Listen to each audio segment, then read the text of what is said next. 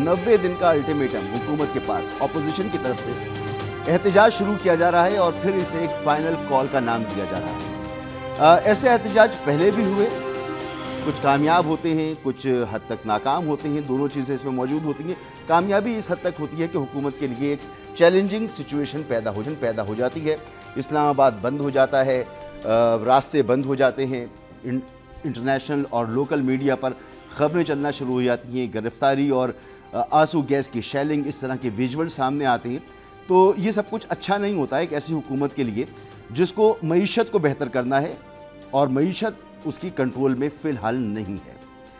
ये मैं क्यों कह रहा हूँ? ठीक है, ज़र मुबादला के ज़खायर बढ़ गए, स्टॉक एक्सचेंज ऊपर जा रही है, लेकिन ज़र मुबादला के ज़खायर इसलिए बढ़ गए कि हमने बहुत कर्ज़ा लिया है। तारीख़ का सबसे ज़्यादा कर्ज़ा इन तकरीबन 1.25 सालों में लिया जा चुका है और यह कर्ज़ा उतारना भी होगा, इसके लिए मज़ीद कर्ज़े लेने होंगे। एक IMF का प्रोग्राम चल रहा है, इसके बाद फिर एक और IMF के प्रोग्राम में जाना होगा, यानी आवाम के लिए मुश्किलात हैं और रहेंगी।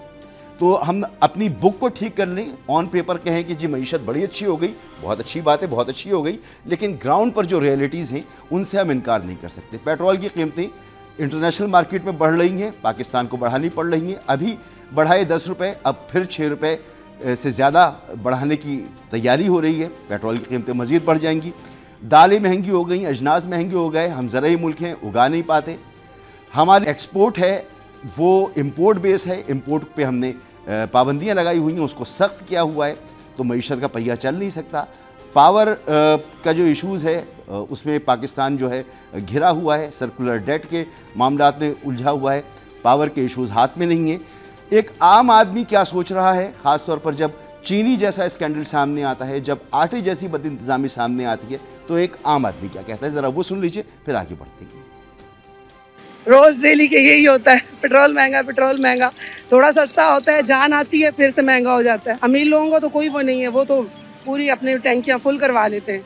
गरीबों के लिए बहुत मसला होता है। हालात बहुत ख़राब हो चुके हैं। हुकूमत के सिर पे अगर कहने पे आए तो कोई अदारा काम नहीं कर रहा। बिजली ने तंग करा हुआ है, गैस ने तंग करा हुआ है, पेट्रोल के दाम बढ़ते हैं तो दुकानदार जो है फौरन अपने रेट बढ़ा देते हैं, लेकिन गरीब आवाम के लिए जो है ना कोई पुरसाने हाल नहीं है। यानी कि महंगाई तो इतनी हो गई है कि गरीब बंदा खाना भी नहीं खा सकता। पेट्रोल के दाम तो बहुत ही ज्यादा ऊपर कर दिए ना हुकूमत ने, बहुत काम खराब हो रहा है। ये कोई इनको कहने वाला नहीं, पूछने वाला नहीं है हुकूमत को। हमारी हुकूमत जो है हमारे लिए जो कर रही है अच्छा कर रही है, जो वो गिरा रही है ना, और ज्यादा गिरा है। मैं तो गिरा हूँ, हम जो थोड़े बहुत बच रहे हैं, बचे नहीं मर जाए। अभी तो और आग लगेगी, अभी तो और बढ़ेगा पैसा, अभी तेल भी बढ़ेगा, पेट्रोल भी बढ़ेगा। तो रिलीफ है पाकिस्तान में अवाम को, अवाम के लिए, कराची के अवाम के लिए रिलीफ दिया, कुछ नहीं दिया। अवाम बड़ी मजबूर हो चुकी है, मजदूर तबका जो है वो मारा जा रहा है। सुबह से शाम तक खड़े रहते हैं, काम है नहीं, तो ऊपर से पेट्रोल बढ़ा रहे हैं ये लोग, तो हर आदमी परेशान ही है भाई। गरीब तो जीते जी मर जाएंगे, कुछ तो पहले मरे पड़े हैं, कुछ और मर जाएंगे महंगाई से। मुल्क में तकरीबन 10.8% आबादी, यानी 11% आबादी जो है वो 44% आबादी, माफ़ कीजिएगा, 11 करोड़ के करीब आबादी, 24 करोड़ में से 11 करोड़ के करीब जो आबादी है वो गुर्बत की सतह से नीचे ज़िंदगी गुजार रही है। और ये जो 1.5 करोड़ का इजाफा और 2.25 करोड़ का इजाफा है, ये हालिया बजट आने के बाद से तखमीने लगाए गए, ये वो इजाफा है। तो हुकूमत कैसे कह सकती है कि मुल्क तरक्की कर रहा है, मईशत अच्छी हो रही है, जब गुर्बत बढ़ रही है, जब नौकरियां मौजूद नहीं हैं?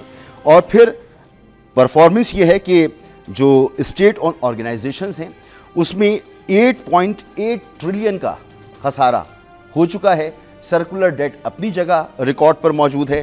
तो ये बड़े संगीन मसाइल हैं। हुकूमत पॉलिसीज़ जो आवाम दोस्त पॉलिसीज़ होती हैं उनको ख़त्म कर रही है। नेट मीटरिंग ख़त्म कर दी गई है।